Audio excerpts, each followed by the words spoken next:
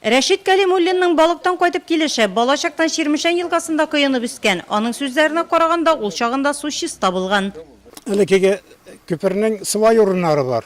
Анда төшеп кадаларга була. Анда тимер тымнар, анда байтак әйбер күп. Шуның өчен мин халыкка әйтергә килим, Кейекле халкына һәм дә килгән кунакларга бу тирәдә су коенырга, су керергә нежелательно. Эссе көннәр башлану, су җылыну белән зур Ширмешәннең бу ярларына ял итәргә теләүчеләр килә. Кейекле авыл җирлеге әлегә халык арасында аңлату эшләре алып бара, әмма су коенучылар саны гына кимеми. Шау территориясеннән 10 километр артыкка сузыла безнең Ширмешән елгасының озынлыгы.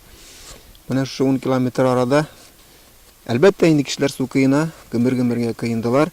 Безнең инде һәр елдагыча инде авыл җирлеге буенча постановление кабул ителә. Анда менә шундый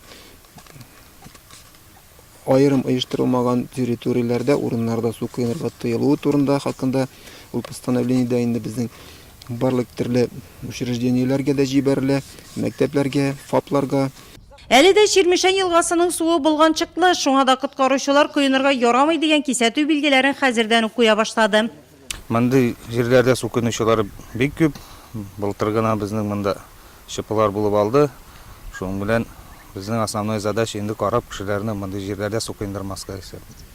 Махсус ясалмаган, тикшерелмәгән урыннарда су коенуның ахыры кызганычка каршы аяныч тәмамланган еллар да бар. Район буенча анализга килсәк, 12 елдан алып 24 кеше суда батып үлде. Самый күбе 8 кеше батып үлде 15 елны.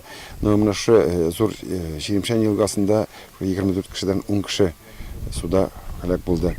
Буларны допускать мәсәлән өчен халык белән без шалып барабыз. Пока мәктәпләрдә укулар бара, менә балаларга җиткерәсе иде. Менә правилаларны безнең бассейннар бар, матур яхшы бассейннар бар. Секциялар организовать итәргә, каникул вакытында, чтобы балаларны су йөзәргә өйрәтергә. Укучыларның җәйге каникуллары якынлаша. Җәйнең эссе көннәрендә үзен көттермәс. Шуңа да тикшерелмәгән елгаларда суга керүдә саклану беркемгә дә зыянга булмас.